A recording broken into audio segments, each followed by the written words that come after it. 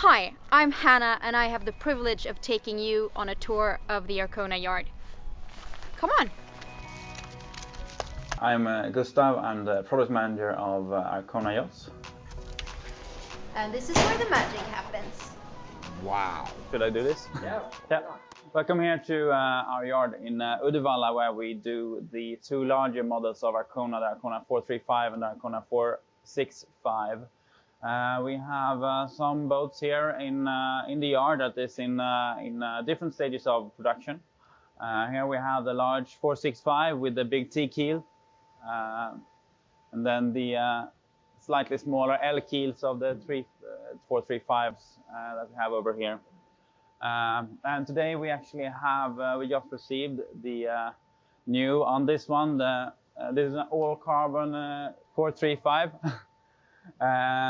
With a very sexy rudder, and we have for a new boat that we still haven't managed to get in the hull here, we have just received a new rudder that we will take out of the box. So all of the Arcona rudders are custom made by us, and we have some is design Stefan Quiberg, and some we have of other makes. And this one we just got from our manufacturer up in Stockholm, and it's all carbon rudder that is really strong. I got some pictures of a sister rudder to this that was actually backed into a two-day-old BMW, and well, the BMW opened up like a can. The rudder didn't get a scratch on it actually, so it's really strong. It's autoclave baked with the rudder stock, and everything is ready for us, and it fits perfectly on our hulls. Hannah, how's it feel? Not very heavy. I mean, I'm actually lifting it without the step. I mean, you gotta love carbon fiber. Basically what we have here is, it weighs in on about 16.5 kilos. It's 2 meter deep for the 435 and a little bit deeper for the 465, and we can make them, custom make them for our larger boats as an addition. So getting a carbon fiber rudder is an option? It is an option, and you can have it as an option both for the e-glass layup and the carbon layup.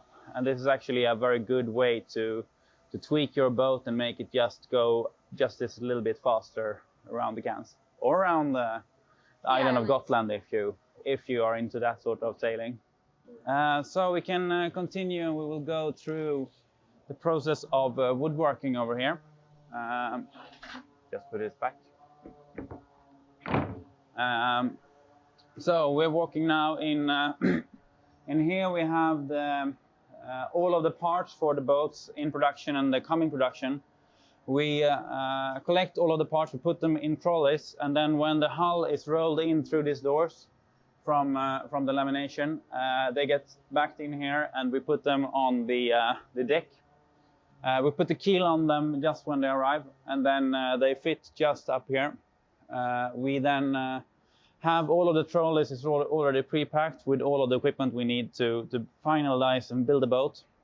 We put everything in, assemble everything, and we can get the boats out sailing as fast as we can. They are usually we fit them out with all of the B&G electronics, and we have all of the Harken deck gear. We have also the sails from usually from UK sales, but from all of the manufacturers that wish to have their sails on us. This is our logging area, so we get all of the materials that we can see inside of the boats, highly varnished and with a lot of hours on them. They come to us in this almost wooden log state. Yeah. So this is. So this is where it starts, and then yes. it ends up looking beautiful. I Yes. mean, this is sort of beautiful still, but It's still beautiful, but we can make it better. And this is the veneer kind of things that we get. So it's a lot of it is just very thin and this is the material that we then can bend into the shapes that we will soon see. We put a lot of them together, glue them, and then we put them in molds, and we can shape them into what we will soon see. So in here is the carpentry, and this is how these pieces get bent. This is our kitchen that is glued together. Basically, this very thin veneer that we saw out there is put together, and we shape it into this final form, and we try to keep a continuous line through the boat with this edging and borders.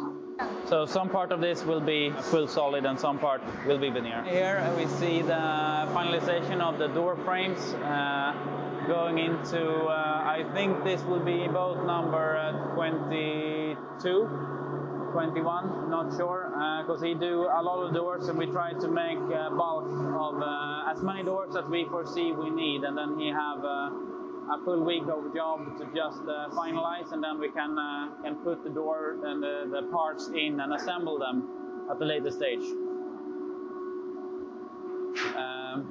And over here we can see our large CAD router doing the interiors. We'll see if we can spot it without being in the way.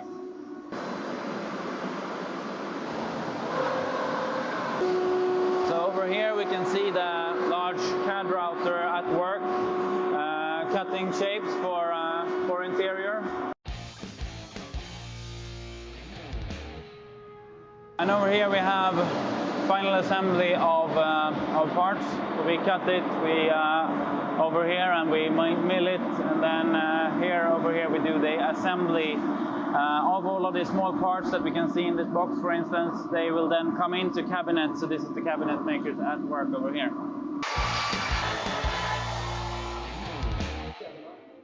Det är väl fint det där. Ska inte fastna på film när man gör det i alla fall. So over here we have the varnishing station. Here we make all of the parts shiny, and you can't smell it, but there's a little bit of some taint in the air here from all of the varnish going around. See how long I can talk. So here we see some cabinet doors. They have just been received one of the more final layers, I believe, of the varnish. And we have some drying stations in here. This is actually a zone where we very much avoid any sort of dust because it will contaminate this area. So these doors are taped sealed and sealed shut to avoid this area from being blown through. It's just air sucking things out from here, nothing blowing in. So we can come and go further. And between every layer of varnish, we do something that I actually got paid to do the first time when I was 7. By Bengt Jansson, the founder of Arcona, and that is to grind and sand the varnish between coverings of varnish to make that very Arcona pop of it. I think these guys are actually better at it than I am, though. So here we see some of the assembly hall. Here we put all of the ceiling plates come on this table, and that's why you see this big roll, and this is the tape that we put on all of the inside ceilings, and this is where everything gets put together before it comes into the boat.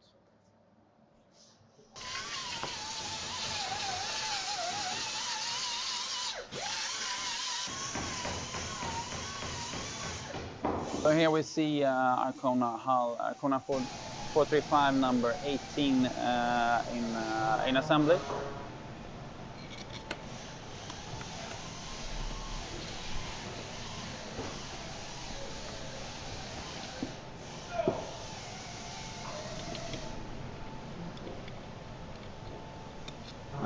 The deck have been put on, and we have flexi teak. This is not actually wood that you see. This is a plastic product on the deck, and it's getting in its more final stage of production here. Over here we have boat number 19, 435 number 19. We will send her off to England in a couple of weeks, and we still haven't put the lid on yet. So the deck is still in production, and we expect to get the laminated parts here in a few days. It's like a cabriolet version. Yes, this is the cabriolet version. So here, this boat is actually all ready to turn the lights on, except that we have the ceiling lights is of course not on yet, and it might be something not connected. But as soon as we have the deck and the deck is assembled, we will put this lid on. We will glue the deck actually on here and lower it from the ceiling and lower the deck down. It will cover all of this, and we seal it shut with a specialized glue of a vinylester resin that we use to seal everything here. And here we can see the polished woodwork, finally. You can see the polished, a slight dusty version of it because this is still early on, but in a few weeks. In a few weeks we will put just the last touch to it, and it will really shine through. We can from here we can see.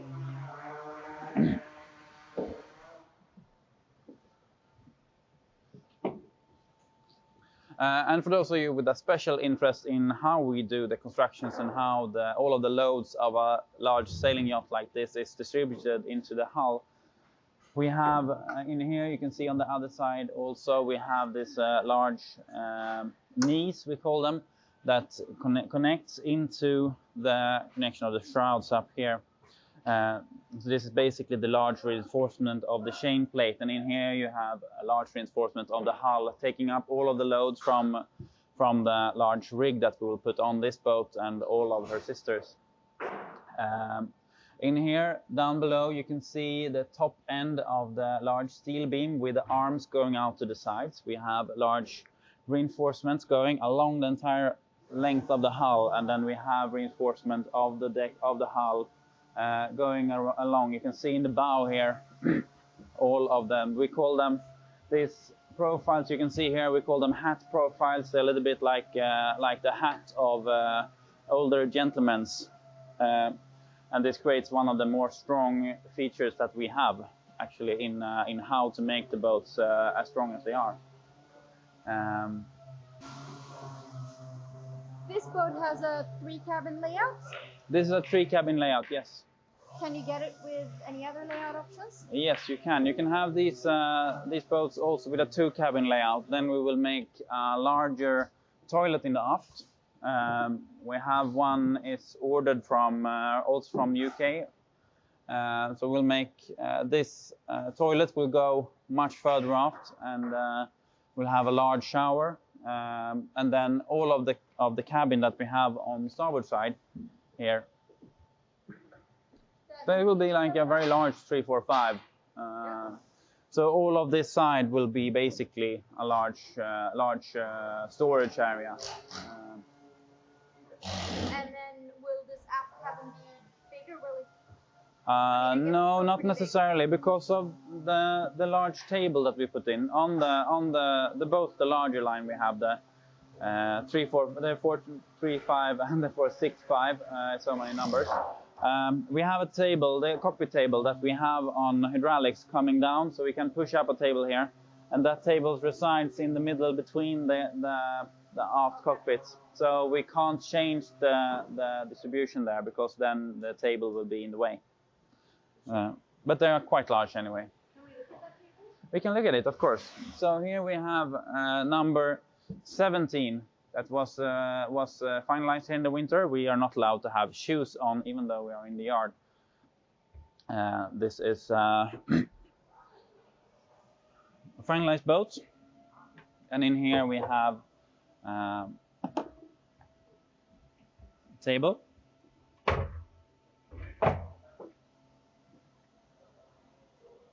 Okay, that's pretty cool. So, and here you have to stretch down and lock it a little bit.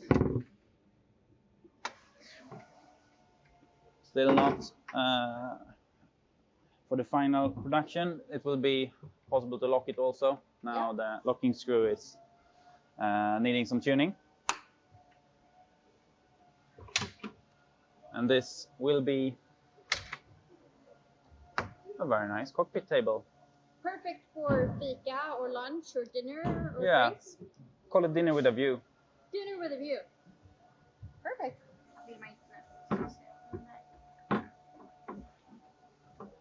And just push it down. So is this some kind of hydraulics? Yeah, it's like the same sort of hydraulics you usually have at the back, at the trunk of your car. There's one of these rams in there, a little bit larger than what you might expect to see. Perfect. So it's a very neat way of storing and handling your table. Next up, we'll go into the interview with Magnus. Hi, I'm Magnus Lundgren, working at Arcona on the West Coast for 8 years now. What I do is I sell the boats and I help the customers to get their absolute perfect boat go into the water and to sail away. So Magnus, tell us a little bit about yourself. Who are you? My background is a sailor. I started when I was 6, sailing Optimist in Europe dinghies from the beginning. Did a lot of racing in the 470s, did a campaign for the Olympics twice. Went to Barcelona in '92. We were #1 on the world ranking going there a couple of months before we went there. Didn't do that well. We finished 10th in the end, but still was a good experience. So strong dinghy background. But Yes. You're sitting on a keel boat. Yeah, you grow up. You grew up. So yeah, today I'm actually sailing a 380. It started in the beginning with the 340. Before I started working for Arcona, I finally got to buy the boat that I really wanted to have. So Not the one that I had to buy because I worked at the yard. I bought an Arcona when I was working at another yard, and I sailed the 340 for 6 years. Then I turned it into a 380, and today we are racing and cruising with friends and families. And doing so quite well. You've had some significantly great results. We're doing quite fine. Yeah, we are doing full racing. We actually won Schönrund, the biggest full crew regatta on the West Coast, and we have won total double-handed Bohusracet, class-wise a couple of times and totally once. Yeah. So you actually really know what it's like to both own, cruise, and race in Arcona. That's what I like about Arcona. It's a super mix between cruising and racing. You can do both, and you can do it really well, both things. Yeah. You sold me on Arcona. Now I want to buy a 435. How does that process work? First thing, you actually passed that, but the first thing is to get people to know that they want an Arcona. And that what I want to do then is to get the people to sail the boat. Then we know that we have won so many people's hearts because the boat is wonderful to sail. After that, when they really decided that they want a boat, they know which size boat they want. We actually sit down and make sure that that customer gets the boat that they really want. I mean, to discuss with the boat how they're working, how they're sailing their boat, where they're sailing the boat, with who they're sailing the boat, discuss the equipment to fit that purpose as well as possible. So that's my aim, to have a boat that fits the customer the best possible. So you're not really a salesperson, you're more a helping hand guiding me to my dream. I like to think of myself like that, yes, because it's more fun with the customers when you do it that in the end, because the customer, it's a travel that you go through with the customer that should end up in a really nice boat that they have for many years. I'm there, I picked my boat. How do I follow my boat on this journey? First of all, right now we have Corona, so it's a little bit more difficult than it usually is, but all the customers are of course welcome to come if they're not too many, preferably 2 people, coming to look at the boat in the production once or twice during the production. It's also possible to follow it through, we try to get some pictures every other week or something in the production to show how it's built up. And it's also good for the customer to have that picture bank in their computer. When something happens, I know what it looks like behind everything before you build it together. So you can see where the cables are drawn, you can see all the technical stuff where they are put in the boat, which is good for the customer as well. From start to finish, from that first meeting, how long until I can sail away towards the horizon? That depends a little bit on when you're buying the boat. Right now we have a delivery time until 2022 in the spring. So that's of course at the moment the longest time, but you will have to know that the production time is about 16 weeks from we start with the line on the boat, the first blue line on the boat that goes into the mold. Thank you so much, Magnus. Now we'll go on to your namesake, the other Magnus, and talk a little bit about the production.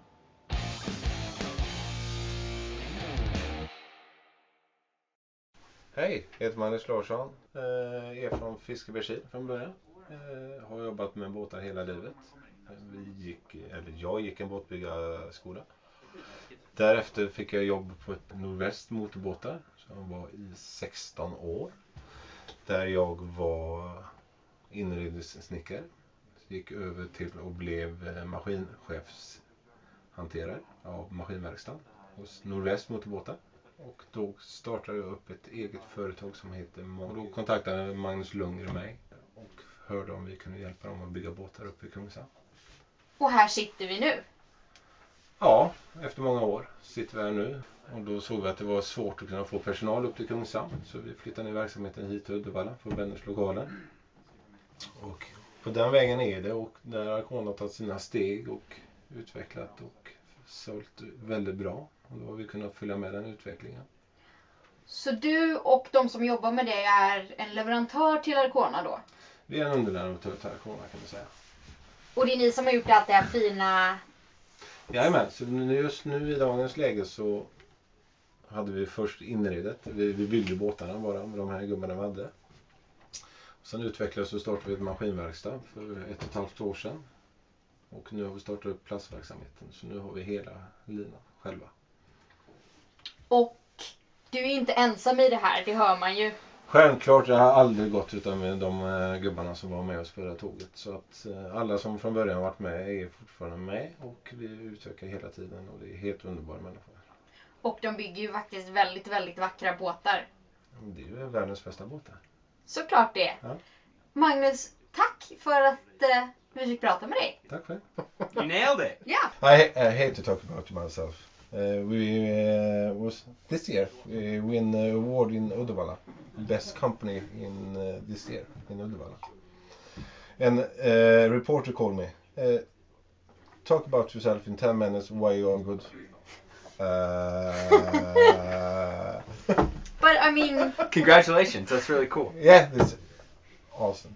I'm not here because I'm that. My people do. They build the boat with me. this one is really pretty. We like it very much. So, standing in my favorite new kitchen in this Arcona 435, we're gonna wrap it up here from the boatyard and head to our final Q&A. Over and out.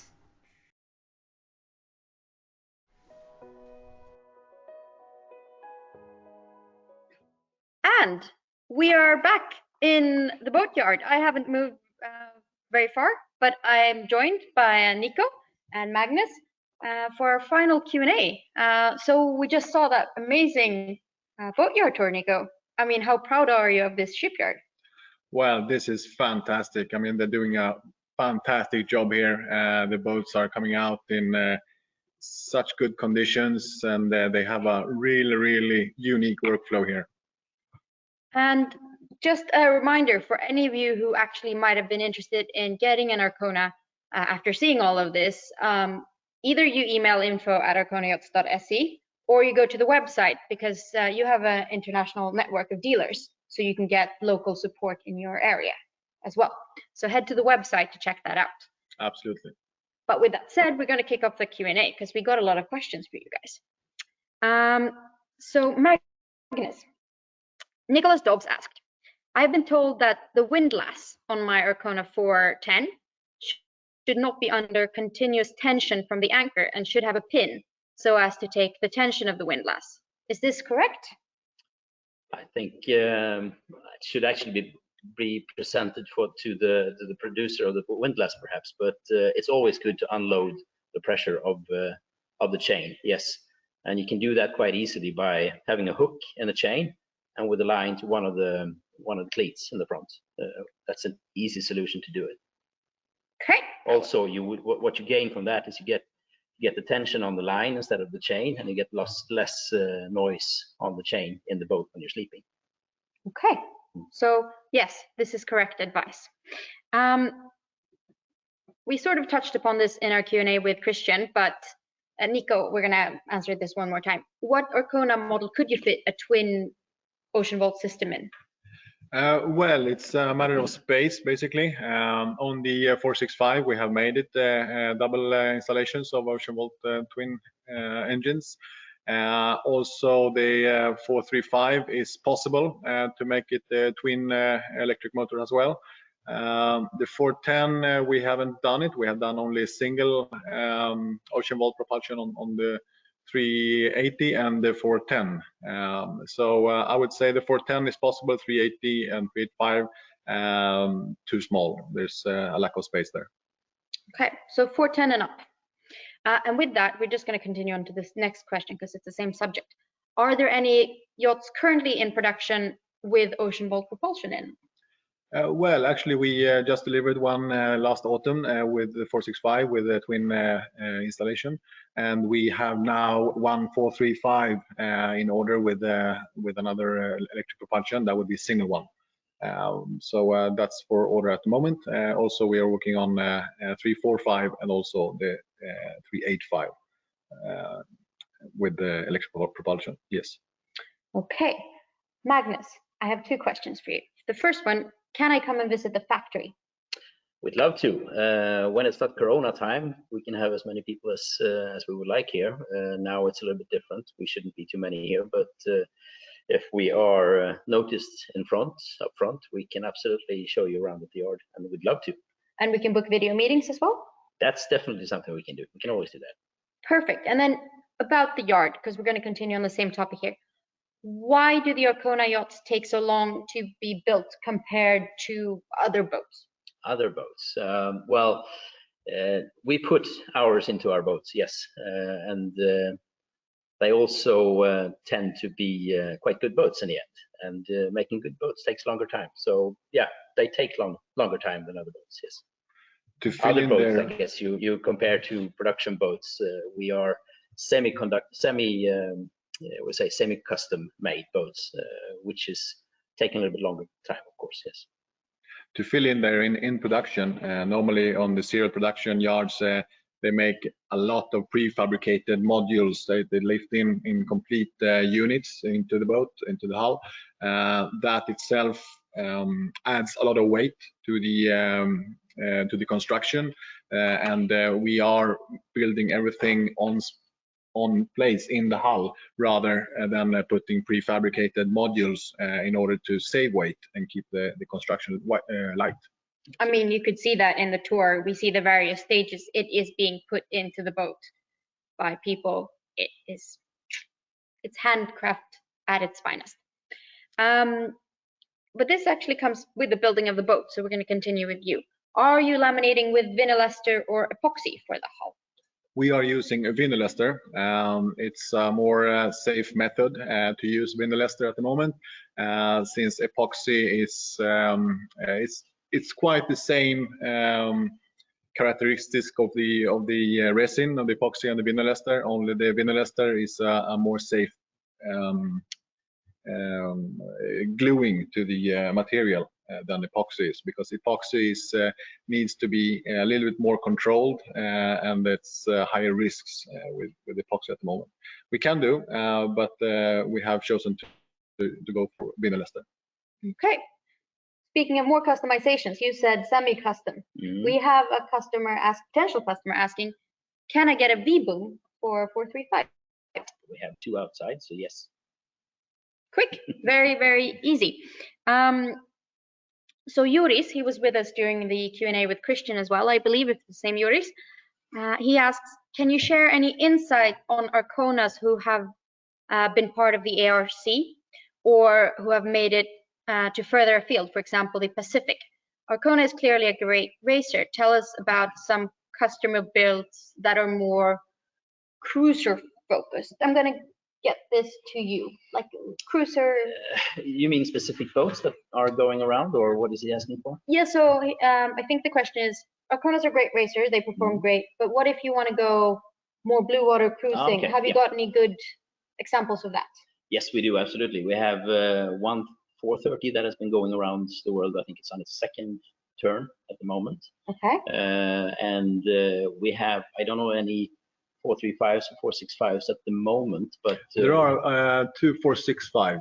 oh yeah, that's right. You're right. Yeah. Built 2 years ago. That's right. That's right. So yes, we do. I mean, it's just a matter of size of boat and the convenience on board.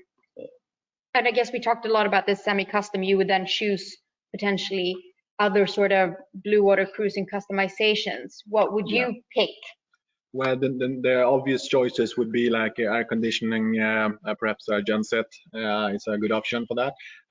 And then the set of sails, for example, are pretty important to choose durable sails that actually last for at least one round around the world. And we talked a lot to UK sales in our first webinar about this. So if you do have any questions about sail setup for your UK, we can direct you to UK sales as well, so you can get your perfect setup, whatever you want to use your Arcona for. Because that is actually a question that came to you after, because you own an Arcona 380. Yes. Well, now you work for Arcona, but you had an Arcona even before that. Why? What is it that you love about? I love the mix between the racing possibilities. Really nice boat to race, good feeling, good possibilities to make the boat go fast when you know what to do, and to trim the boat right, you really get some good progress in the boat. But also I love the cruising sailing. I usually cruise 3-4 weeks every year in the summertime, and the 380 for me is absolutely perfect. Sailing quite long distances and as well as shorter, but I stay in the boat for 3-4 weeks in a row, and with family and friends, it's beautiful. Great. I mean, I would love to. I could sleep here. So we got even more questions. I'm sorry for looking at this, but you were coming in with the questions, so I have to look at my computer. Davis asks, tell us about your delivery options, cargo or sailor delivery. Well, the delivery options are obviously free yard at its default settings. We get the boats into the water here, and they get commissioned and tested and tri-sailed here from the yard. After that, we can choose to actually package them on road transport to pick up with a truck, or we can arrange with a delivery crew or something like that. So it's been maybe 50-50 of people that actually comes here and take their deliveries from the yard, sail from here to whatever country they sailing to. But also we, especially now during Corona times, it's been more use or more practical to load them on a truck. Okay. I mean, I imagine it would be quite special to come here to the yard and actually sail away with your brand new Arcona. It is. I really recommend it.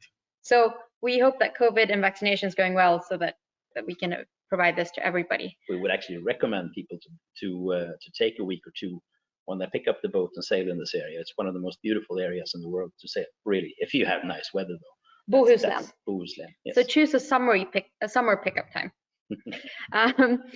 We have two questions that sort of link into one another. I think we'll start with you. At what stage are Arcona yachts in terms of electric sail handling? I'm thinking electric winches and stuff. You can have more or less push button sailing on everything on board. It's just a matter of setting the boat up to make the sailing really easy. The boat is meant to sail with a very small crew or full crew when you're racing, perhaps. If you want to do that, and still the winches and everything are still usable. It's not that you have everything in one winch, so you can have many people working in the cockpit, which is very good. But as the question was then, sailing the boat on a small crew, 1 or 2 people, with electrical winches and everything, bow prop, we have some really nice features to make it easy for the customer to reach it from the steering wheel. So that's really up to the customer to decide. And exactly. We talked about winches. You can't actually see it, but here is one winch, and third winch. So spread out so that you can actually work with them, and obviously matching on the side that you cannot see. So one more question about customization. Do you also equip with a Solent rig, or instead of the standard? Sorry, Solent rig. Solent rig. Like the Solent in the UK. What's specific about Solent rig? No. I don't either. I think this is a British English term. So would you, who asked the question about the Solent rig, care to specify the name for that? And we will get back to you. Twin forestays, they say. Yep. Well, I'd rather say usually you have people wanting to have cutter stay, which means that you have a stay inside of the standard stay sail. That means that you can have a cutter stay, much smaller jib in heavy winds. Absolutely, that's possible. It's not standard on any boat, but you can absolutely have it. Yes. Okay, excellent.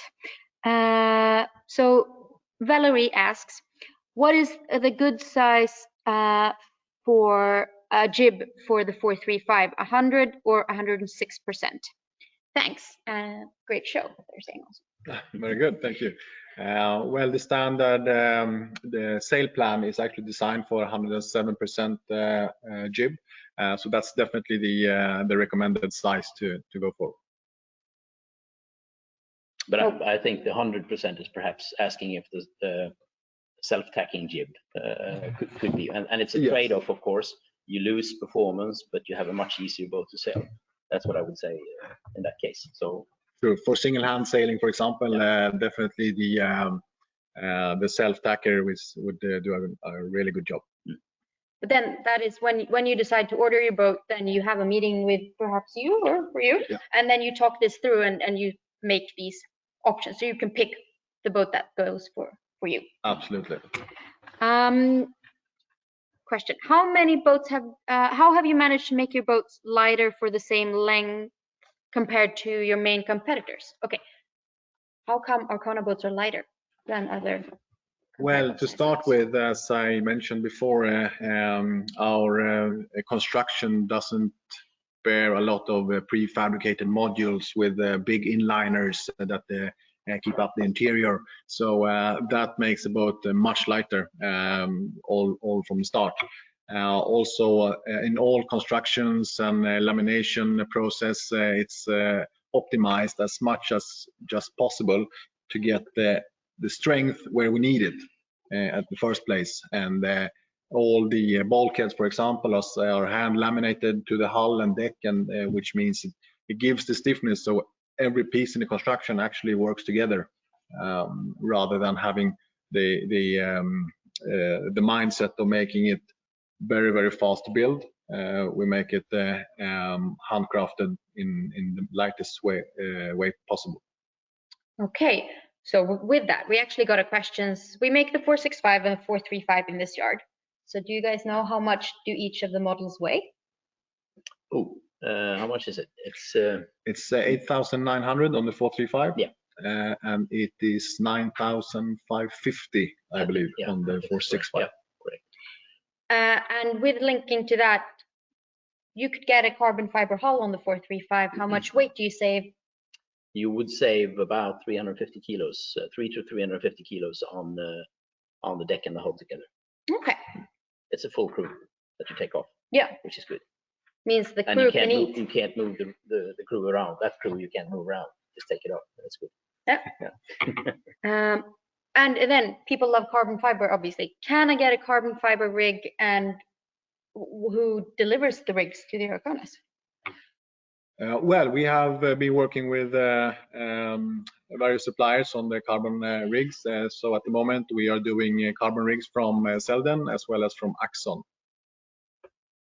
And that is up to the customer to pick. Yes, that's correct. There are fairly similar, but still a few customizations that are normally customized from the buyer's perspective and their needs and desire for how they use the boat.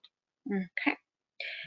So Valerie has another question. I ordered a water maker for my 435 with a capacity of 50 liters per hour. Is it possible to change for 100 liters per hour?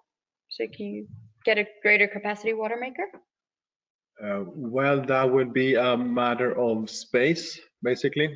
So it depends a little bit on how much different other equipment you have chosen, and also which size of the boat, the 435 or 465. Because obviously the bigger boat, the bigger space. But normally we do slightly bigger than 15 liters, I believe. Don't remember now exactly how big the. It's been a little bit various, so it's been different sizes actually. Yeah. But yes, it is possible to customize the size of the water maker according to your needs. Yeah, absolutely. Great. People ask a lot about customization, so you guys just gonna have to bear with me. What keel options are available? Well, the keel options, the standard keel on the 435 is an L-shaped keel with a LED bulb and cast iron fin. On the 465, we are looking at a torpedo keel, T-shaped keel with a torpedo LED bulb. So that's the two standard options. On the 465, you can obviously have a race keel also, and we've also done a shallow draft one, all torpedo keels. The 435 also available in the race keel, which is also L-shaped keel, and as well as a shallow draft one. And the shallow draft one is a torpedo keel, I believe. Yeah. Yeah. Okay, so keel options to suit your needs. Stu has a question. He's considering selling his powerboat. So this is already good. So yes, sell your powerboat. Would a 385 be a good first sailing boat for short-handed cruising? I think the owner of one should just do it. Yeah. No, it's I mean, the 385 is a wonderful boat. I have the 380 as we talked about before. It's a very good size and a very nice sailboat. So and the 385 is very similar, the same hull and the same keel and the same rig. So it's a beautiful boat, definitely. And then if your plan is to go short-handed, I think what we learned here is then you talk to Magnus and then discuss which sort of customization options you want. I missed the question. What was that about short-handed? Is it a good boat for short-handed? Oh yes, definitely. We've done that quite a lot on my boat, and it's a great boat to go short-handed on. Definitely. And you've done a lot of races on. We've done a lot of races, and we've done very well. We usually finish top 3-4. We've won totally at least once over all the classes, and so it's it's a nice boat. It's easy to handle with two people. I'll tell you how to set it up. Okay, so the Arcona 435 won European Yacht of the Year in 2019. Yay! Yep. So it was up against some strong competition, and I mean, I read a lot about the tests she went through, but what did you think made her sort of win? What makes her, this one, an award-winning yacht? Well, I would say to start with, I mean, the comfort of the 435 is definitely on a very, very high level, an exclusive level. But many other manufacturers can also compete with us in terms of comfort and interior designs and things like that. What we definitely got the fantastic feedback about is the performance of her. She outperformed everything that was actually trying to, and she did it on the same day many times. So that was a very, very big difference between the contestants on that year. And of course, we were very, very proud of that. And I believe the jury couldn't see any other option to actually nominate the 435 for the win. Okay, I think that answers the question really well. So if you aren't sold on the Arcona 435, I'm gonna set you up with some even more questions that might convince you. Because we looked at the 385 in the last webinar, and we've gotten questions in, what are the interior options for the 435 and the 465? Well, the 435 and the 465 also comes with a two-cabin layout in interior, where you actually get, you still have your owner's cabin in the bow, as well as the guest cabin in the port aft. But the starboard aft side will be converted to one large storage, which you can also have cushions in, so you can utilize it for a night or two for any guests. But the storage it actually provides when you're sailing for longer periods, maybe 2 or 4 only, is really useful because it fits all your gears, and you can actually load it even from the cockpit. Also, it utilizes a larger aft head with a separate shower, so it even more comfort for less people. Yes. So both 2 and 3 cabin layouts on both of these boats. And then in terms of aesthetics, what are your options? Well, exteriorly, we can choose to have the standard colors. Obviously, it's white hull with blue stripes. Behind me, I think you can see a little bit of a dark gray hull, which is also optional. And we can also choose to have the hull in other colors. Normally, blue, dark gray, or white is the traditional options. And then, because you're not answering the question the way I would like you to, is you can get the mahogany or the light Scandinavian oak interior.